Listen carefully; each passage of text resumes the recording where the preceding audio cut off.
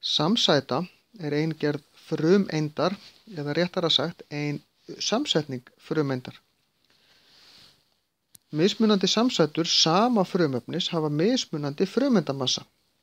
Allar frumeindir sama frumefnis hafa sama fjölda róteinda, þannig að það eina sem getur breyst til þess að breyta frumeindamassanum er fjöldi nifteinda. Og kolefni til dæmis, það eru til nokkrar gerðir. Kolefni 12 er algengasta gerðin og þessi venjulega.